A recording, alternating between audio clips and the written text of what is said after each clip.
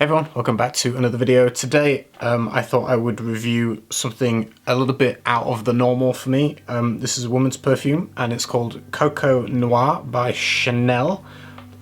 Just from a little sample, I got a little sample. Now and again I do like to throw in some feminine fragrances to balance out all the, the more male marketed ones. In general I try to review unisex fragrances, but I like to put in a few dedicated women's perfumes or perfumes marketed to women. Not to say a man couldn't wear this if he wants to. But with this one, when you first spray it, I get a mix of citrus and floral notes, essentially. It's also a little bit sweet, but what struck me, the initial kind of in my head, was this reminds me of, like, if you go into a department store, like now and again I would drive to Manchester to the Trafford Centre and walk around and go through like Selfridges or stuff and smell all the perfumes there, and then you go through like stores that sell like candles and bath bombs and makeup and lipsticks and all of that stuff in one space, and you kind of walk through the air in that place. This is how it smells. It's like the general perfumed air of a department store, and so I get that kind of vibe. It just reminds me of very, I guess, generic kind of, I don't mean that to sound bad because it smells pretty, but it smells like the air in a department store. It's what it reminds me of. So you're going to get a mix of citrus, it's a little bright, a florally kind of thing that's not hugely specific. Geranium, rose, narcissus is listed. To me, it's just generally floral overall, with this citrus and then these slightly sweeter notes underneath.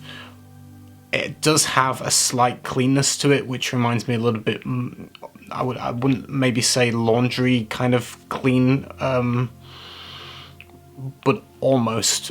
It's like an, but then I don't want to say out of the shower fresh because it's not quite that, but it has a cleanliness to it combined with a general kind of department store mix of florals and citrus. It's quite musky on my skin. I'd say a couple of hours I could smell it around me easily. It definitely gives a bubble within a couple of hours. Around the 4-hour mark it's sitting really as a skin scent on my skin. As it dries down, I do pick out a little bit of a darker note. There's a little bit of patchouli, a little bit of resin, a little bit more woody, this kind of tonkery vanilla thing. So it does have a little bit more of a darkness as it dries down, still with this kind of light, airy, borderline fruity floral vibe still on top. Peach is also listed as a note. I don't like massively directly detect peach, so to speak, but the way that it comes across in general is a fruity floral perfume, so that's fruity like sweetness mixed with these kind of more sweetened citruses in the top note, I guess, is what gives the vibe of a fruity floral. Doesn't specifically smell of peach though, for me anyway. I was expecting it to be much darker, to be honest, considering the bottle is black. It doesn't smell particularly like a dark fragrance to me. It actually comes across quite light and bright on my skin.